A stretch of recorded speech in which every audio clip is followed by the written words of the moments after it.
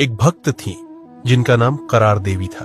वे धार्मिक नियमों को नहीं जानती थी, परंतु भगवान जगन्नाथ के प्रति उनका प्रेम बाल सुलभ, गहरा और निष्कलंक था। वे प्रतिदिन अपने घर में खिचड़ी बनाकर प्रेम पूर्वक भगवान को भोग अर्पित करती, जिसे मंदिर में भेजा जाता। जब भी खिचड़ी पकने में देरी होती, वे कहती, जल्द पकाओ माता।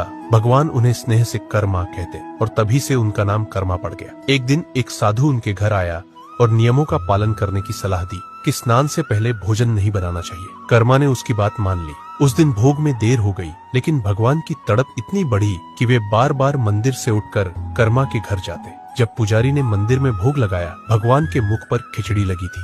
पुजारियों ने पूछा, प्रभु आपने खिचड़ी कहाँ खाई?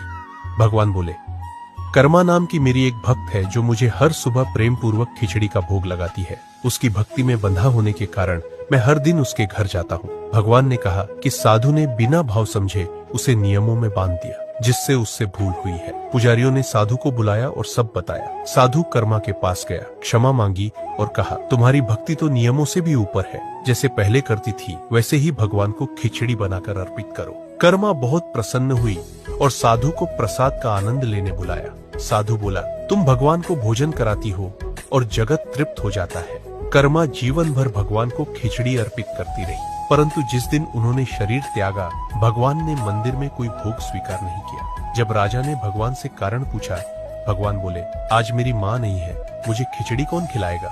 राजा ने कहा, हे प्रभु, हम हर दिन कर्मा के नाम से आपको खिचड़ी अर्पित करेंगे। तभी से आज तक 56 भोग से पहले कहा जाता है, यह कर्मा की खिचड़ी है।